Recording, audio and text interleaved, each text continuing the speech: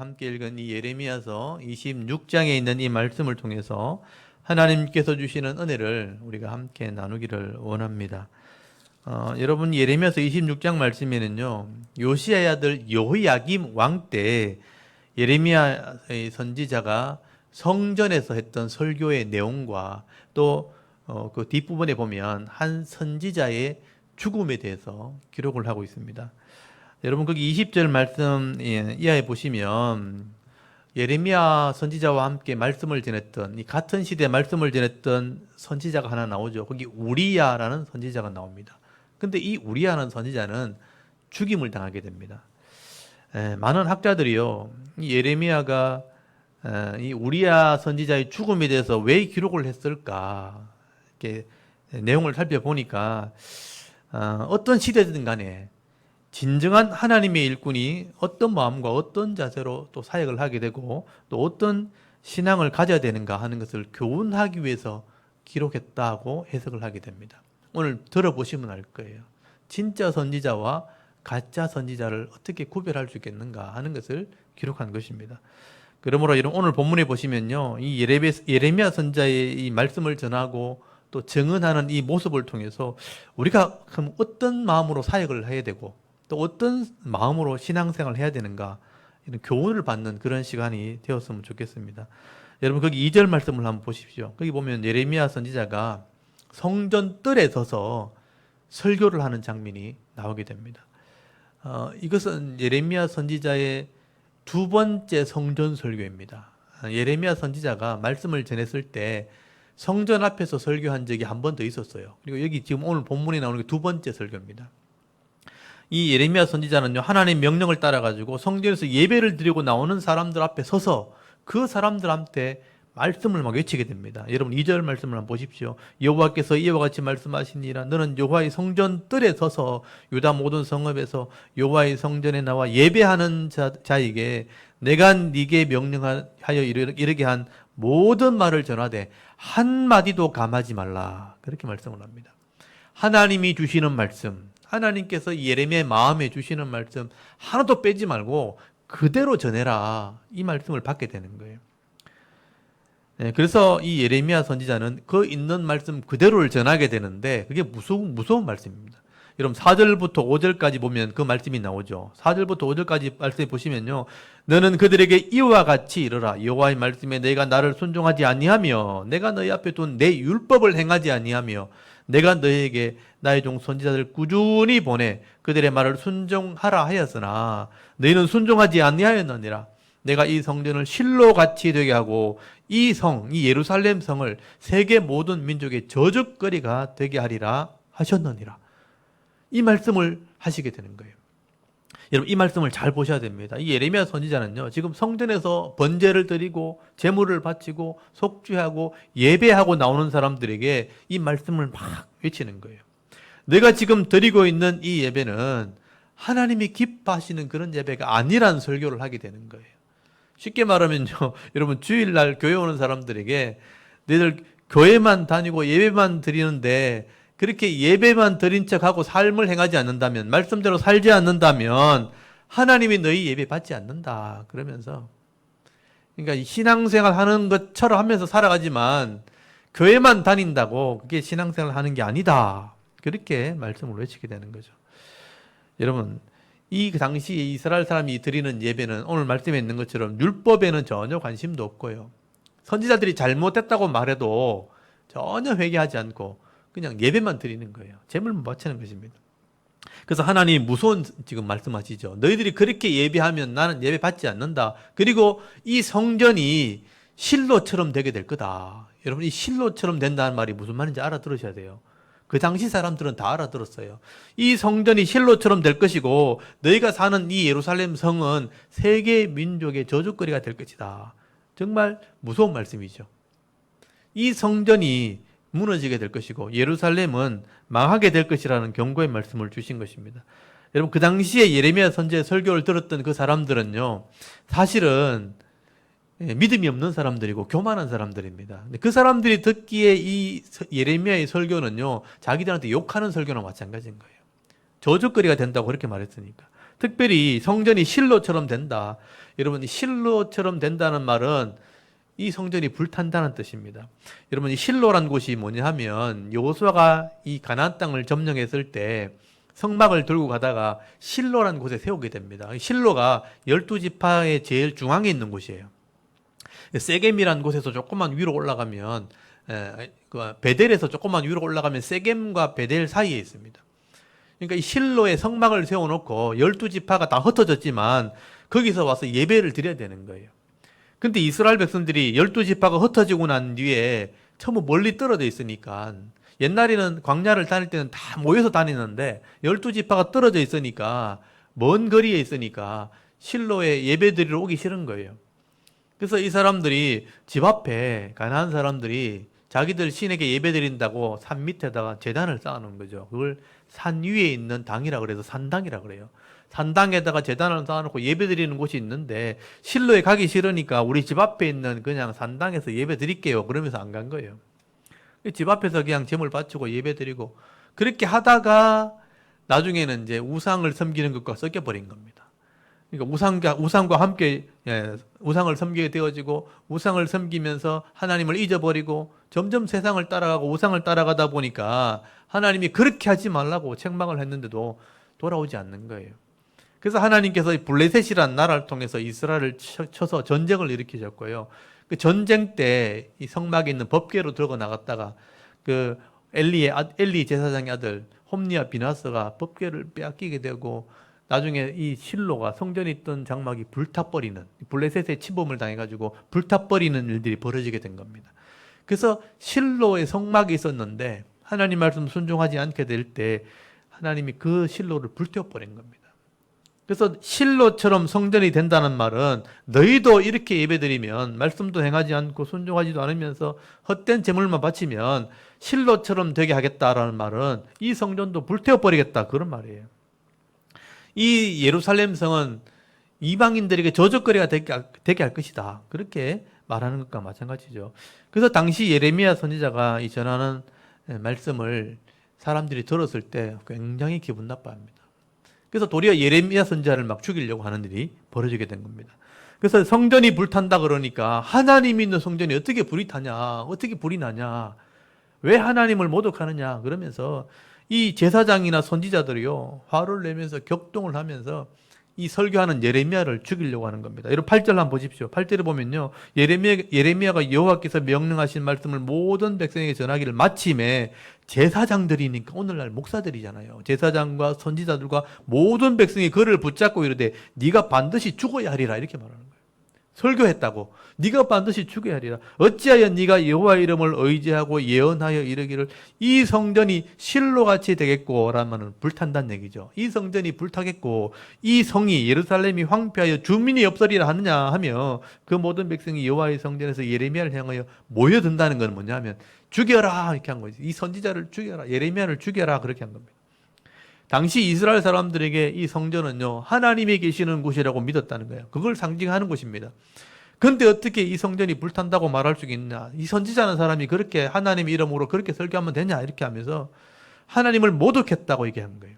그래서 제사장과 이 선지자들이요 백성들을 막 격동시켜가지고 예루살렘 이 성이 황폐하게 된다는 이 말 때문에 이제 유다의 고관들, 정치인들까지 막 합세를 해가지고 이 예레미야를 죽여야 된다는 목소리를 막 높이게 된 겁니다. 여러분 11절 한번 보십시오. 제사장들과 선지자들이 고관들은 정치인들이에요. 고관들과 모든 백성, 이 시민들까지 다 불러서 말하여 이르되 이 사람은 이 예레미야는 죽는 것이 합당하니 너희 귀로 들음같이 이 성에 관하여 예언하였습니다. 너희들이 들었던 것처럼 예루살렘이 망하고 이 성전이 불탄다고 말했단 말이에요. 이런 사람 죽어야 된다면서. 그래서 종교 지도자들, 정치인들, 모든 백성들이 다 나와가지고 예레미야 선지자를 죽여야 마땅하다 하면서 여론을 막 만들어 나가기 시작한 겁니다. 그런데 여러분 이런 상황 가운데 중요한 게 뭐냐면 예레미야 선지자의 태도라는 거예요. 태도. 이 선지자가 그때 어떻게 했느냐? 아까 말씀을 읽었잖아요. 너는 내가 전하는 말 한마디도 빼지 말고 가감하지 말고 그대로 전해라 그랬잖아요. 예레미야는 그대로 전했는데 지금 자기를 죽이려고 하는 거죠. 그때 예레미야 선지자가 어떻게 하느냐? 이런 난국, 어려운 일을 만났잖아요. 근데 이 예레미야 선지자가 나한테 왜 그러냐고 막 이렇게 실망하거나 낙심하거나 막 하나님을 불평하거나 원망하지 않습니다. 하나님에 대한 분명한 믿음이 있는 거예요. 그래서 도리어 당당하게 이야기하는 겁니다. 그래서 여러분 위기를 만났을 때 진짜 선지자와 가짜 선지자가 구별이 된다는 거예요. 만약에 이 예레미야 선지자가 하나님을 믿지 못했고 또 싹군들처럼 그냥 월급만 받는 그런 선지자였다면 이 백성들의 반응을 보고 도망갔겠죠. 자기 목숨 살겠다고. 아니면 세상 사람들을 의지하고 또 살 길을 찾아갔겠죠. 근데 이 예레미야 선지자는요, 진짜 하나님의 종인 겁니다. 진짜 하나님의 일꾼이고 진짜 하나님을 믿는 그런 사역자였어요. 그래서 12절 말씀에 보시면요, 이 예레미야 선지자는요, 이 자신의 삶으로 진정으로 이 말씀을 전하게 됩니다. 내가 거짓말하는 게 아니고 하나님이 주신 말씀 그대로 내가 대언한 거다. 이거는 진짜 하나님 말씀이다 하는 것을 보여준다는 거예요. 여러분 12절 한번 보십시오. 예레미야가 모든 고관과 백성에게 말하여 이르되 여호와께서 나를 보내사 너희가 들은 바 모든 말로 이 성전과 이 성을 향하여 예언하라 하셨다는 거예요. 하나님이 예언하라 했다는 거예요. 이건 내 말이 아니다는 거죠. 여호와께서 나를 보내셨고 내가 들은 모든 말은 내 말이 아니고 하나님께서 이 성전과 이 성을 향하여 주신 말씀이다 하고 당당하게 얘기하는 겁니다.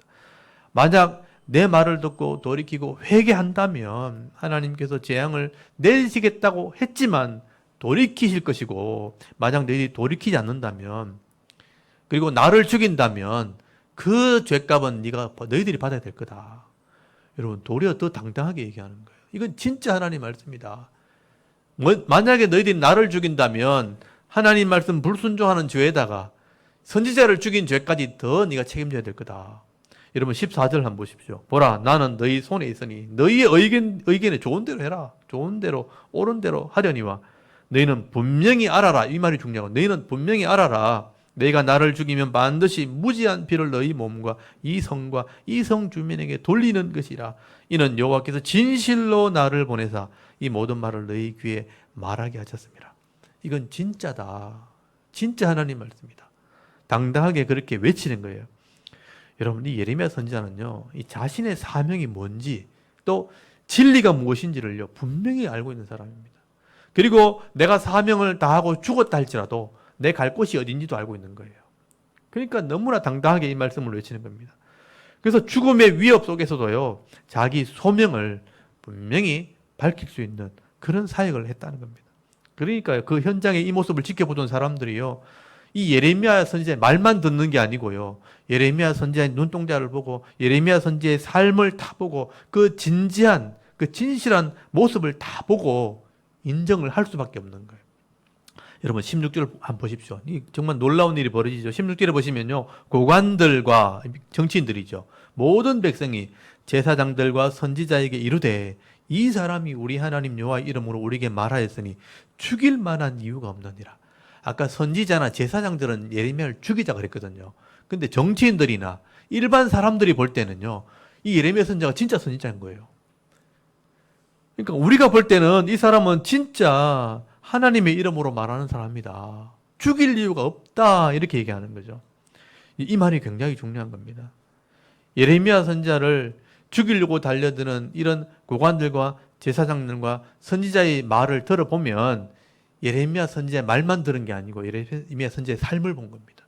이런 삶을 사는 사람이 이 말을 했다면 이건 거짓말일 리가 없다. 여러분 이걸 사람들이 인정을 했다는 거예요. 우리는 이 사람 보니까 죽일 이유가 없다. 그래서 이 악한 사람들의 눈에도 예레미야의 진심이 보였다. 그 삶을 봤다는 것이 중요한 것입니다. 그래서 여러분 불신자도 그걸 아셔야 됩니다. 진짜 믿는 성도는 불신자도 알아요. 그냥 교회만 왔다 갔다 하는 사람하고 진짜 말씀대로 살고 진짜 사랑을 실천하고 진짜 사람들을 섬기는 이렇게 말을 하는 사람들의 말을 이 불신자들도 들어보면 안다는 거예요. 저 사람은 진짜 성도다. 진짜 사역자다. 그래서 여러분 17절 말씀 보시면요, 나이 많은 어른들이 나와요. 장로들이 나옵니다. 장로들이 나와가지고 역사를 착 살펴보면서 이 사람 인생을 오래 살았잖아요. 과거에도 이런 일이 있었는데 진짜 선지자의 말은 그대로 이루어진다. 그렇다면 이 예레미야 선지자는 진짜 선지자다. 거기 18절부터 한번 보십시오. 히스기야 왕 때 얘기를 하는 거예요. 지금 요시야, 그 다음에 여호야김 시대거든요. 한참 뒤에거든요. 근데 옛날에 있었던 일을 이 어른들이 하는 거예요. 히스기야 왕 때 미가야라는 선지자가 하나님 말씀을 외치고 독한 말로 성전이 무너지고 예루살렘이 무더기가 된다고 예언했지만 이 히스기야 왕이 그 말씀을 듣고 순종을 했다는 거예요. 죽이지 않고. 그때도 기분 나쁜 말을 했지만 죽이지 않고 순종을 했더니 하나님이 그 재앙을 임하지 않겠다는 거예요. 하나님이 돌이키셔서 긍휼과 은혜 베풀어 줌을 경험했다는 거죠. 이 어른들이 그거를 경험한 거예요. 그래서 그 말씀을 전하게 되는 것입니다. 예전에 이 진짜 선지자의 말을 듣고 왕들이 회개하니까 하나님이 은혜를 베풀어 주더라. 그렇다면 이 예레미야 선지자 말도 우리가 들어야 된다. 우리가 이 예레미야 선지자를 우리가 함부로 대하면 안 된다. 그런 말을 하게 되는 것이죠. 여러분, 이 선지자는요, 녹음기처럼 그냥 단순히 하나님 말만 전하는 게 아닙니다. 실제 이 삶 속에서 이 하나님 말씀을 믿고 자기도 순종하는 삶을 보여줘야 되는 거예요. 그래서 진정함으로 하나님 말씀을 전하게 될 때 사람들은 그것을 보고 믿게 되는 것입니다. 여러분, 이게 진짜 선지자의 모습이라는 거죠. 저는 이 문제 때문에 사실 저는 많은 고민을 했었습니다. 제가 신학교를 다니고 또 신학을 공부하면서 많은 목사님들을 만나고 교육자를 만나고 선교사님들도 많이 만나고 또 주의 종도를 많이 만나게 되었을 때 정말 그분들 정말 열정이 많거든요. 열심히 복음을 전하고 말씀을 전하고 헌신을 하고 성령 충만함으로 막 기도하는 모습들을 제가 많이 보면서 도전도 받고 감동을 많이 받았었습니다. 근데 그분들의 평소의 삶을 이렇게 보면서 말씀과 다른 거예요. 그래서 고민을 되게 많이 했습니다. 하나님 앞에 겸손해야 됩니다. 섬겨야 됩니다. 사랑해야 됩니다. 힘든 일이 있어도 살아계신 하나님 믿고 기도해야 된다고 이렇게 말씀을 전해놓고 뒤에서 이런 목사님들이, 선교사님들이 막 사람들을 비난하기도 하고 어려운 일 만났을 때 사람들 찾아가서 막 불평하고 원망하고 자기 살 길 찾겠다고 막 세상의 길을 이렇게 따라가는 이런 모습 보면서 막 제가 실망을 한 적이 굉장히 많습니다. 진짜 하나님의 사람들이 이런 모습인가 고민을 많이 했었거든요. 그래서 제가 신앙이 뭔가 또 사역자는 어떻게 해야 되는가 고민을 하다가 제가 깨닫게 된 게 뭐냐면요. 아무리 하나님 말씀을 전하는 사람이라 할지라도 진짜 이 66권의 말씀을 깨닫지 못하고 하나님을 바르게 알지 못한다면 말만 하지 실제 삶은 그렇게 하지 않는다는 거예요. 진짜 사역자는 하나님 말씀을 분명히 아는 사람들입니다. 그래서 말만 하는 게 아니고 삶도 실천하고 그것을 깨달아 순종하는 삶을 살아가는 겁니다. 아무리 어려운 일이 와도 말씀대로 하는 사람이 진짜 사역자들인 거예요. 그 제가 하나님 말씀을 모르면 저렇게 되는구나. 그래서 제가 철저하게 깨달은 거예요. 66권의 말씀을 내가 분명히 알아야 되겠구나. 이 말씀을 알아야 하나님 마음도 알게 되고 하나님 말씀을 알아야 바른 삶도 있고 바른 신앙을 할 수 있고 바른 말씀도 전할 수 있겠구나. 그래서 하나님 말씀을 알고 깨닫는 사람만이 진정한 사역자가 될 수 있다라고 저는 결론을 내린 겁니다. 그래서 하나님 말씀을 아는 만큼만 행하는 거죠. 더 이상도 행하는 척해도 안 되고 또 못하면서 하는 척해도 안 되고 아는 만큼만 해야 되는 거죠. 아는 만큼 해야 하나님이 은혜 베풀어 주셔서 더 큰 은혜를 누리게 되고 또 더 큰 삶을 행하게 되는 겁니다. 그래서 교만하거나 또 외식하거나 인간적인 모습으로 살면 안 되는 거예요. 여러분, 하나님의 말씀을 알고 깨달아야 바로 전할 수 있고 또 바른 삶을 살아야 그 하나님 말씀이 그대로 실천되어진다는 것을 제가 확신하게 된 것입니다. 여러분, 성도들도 마찬가지입니다. 사람들의 말을 듣고 사람들이 살아가는 모습 보면서 신앙생활 하는 게 아닙니다. 사람 따라가면서 신앙생활 하는 게 아니고 하나님 말씀을 깨닫고 하나님 마음을 알고 그 말씀에 깨달아 순종할 때 바른 신앙생활을 할 수 있게 되는 거예요. 여러분, 말씀에 있는 하나님을 알아야 되는 겁니다. 그 말씀대로 깨닫고 신앙생활 할 때 내가 세상에 나가도 타협하지 않고 변하지 않는 그런 삶을 살 수 있게 되는 진짜 성도가 되어지는 것입니다. 그래서 여러분, 오늘 20절 말씀 이하에 보면요, 단락이 나눠져 있죠. 여기 20절 이하에 단락이 동그라미가 있는 건 뭐냐면 다른 얘기가 기록된 거예요. 거기 보시면요, 예레미야 선지자와 다른 잘못된 선지자는 어떤 사람인가 한 사람을 기록하게 되는 거예요. 이게 진짜 선지자 같은데 진짜 선지자가 아니라는 거예요. 여러분, 20절 말씀해 보시면 여기 우리아라는 선지자가 나옵니다. 20절 보니까 또 여호와의 이름으로 예언한 사람이 있었는데 곧 기랏 여아림 스마야의 아들 우리야라. 그가 예레미야의 모든 말과 같이 이 성과 이 땅에 경고하여 예언하며 예레미야하고 똑같은 설교를 했다는 거예요. 그 당시에 이 우리야라는 선지자도 예레미야처럼 하나님 말씀을 깨닫고 이 예루살렘 성이 망하게 될 것이다. 또 이 백성을 책망하는 말씀을 똑같이 전했다는 거예요. 근데 여러분 21절 말씀해 보시면요. 여호야김 왕이 이 고관들과 함께 우리야 예언을 딱 들고 기분이 나빠가지고 우리야를 잡으려고 했다는 거예요. 붙잡아라 명령을 내렸다는 거죠. 그때 이 우리야는 어떻게 했느냐 한번 보십시오. 예레미야하고 다르다는 거예요. 군사들이 와서 막 우리야 선지자를 막 잡으려고 할 때 나는 하나님의 사람이고 하나님 말씀이라고 당당히 말해야 되는데 이 우리야는요 자기 살자고 도망을 가버린 거예요. 목숨을 살리기 위해서 어디로 도망갔냐면 애굽으로 도망을 가게 됩니다. 여기 한번 보십시오. 거기 21절 보세요. 여호야김 왕과 그의 모든 용사와 모든 고관이 그 말을 듣고 왕이 그를 죽이려고 하며 우리야가 그 말을 듣고 두려워 애굽으로 도망하여 간지라. 여기 두려워하는 거 보이죠? 하나님을 믿었다면 두려워하면 안 되는 거예요. 그러니까 하나님을 못 믿고 있는 거예요. 그러니까 왕이 두려운 거예요. 눈에 보이는 왕이 두려우니까 애굽으로 도망갔다. 거기 가면 살 길이 있다고 생각한 것이죠. 그래서 애굽으로 도망가는 삶을 보면 이 우리야라는 선지자는 하나님을 신뢰하지 못하는 겁니다. 하나님 말씀은 전했지만 하나님을 신뢰하지 않는 거죠. 그래서 두려워서 살자고 도망간 거예요. 하나님을 의지하지 않은 겁니다.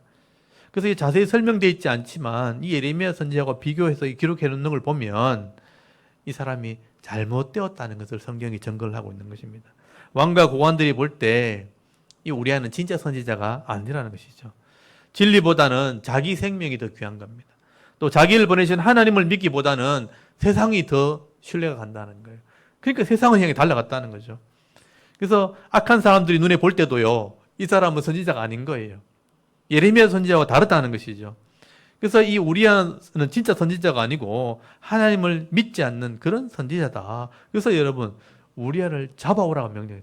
애국까지 쫓아가요. 애국까지 쫓아가서 이 우리야를 잡아가지고 죽여버립니다. 그래서 거기 22절에 보시면요, 왕이 애국까지 군사를 보내가지고 데리고 와가지고 죽여버립니다. 그리고 평민의 묘지에 그냥 던져버렸다. 묻어준 것도 아니고 그냥 던져버린 것이죠. 수치와 부끄러움을 당하게 된 것입니다.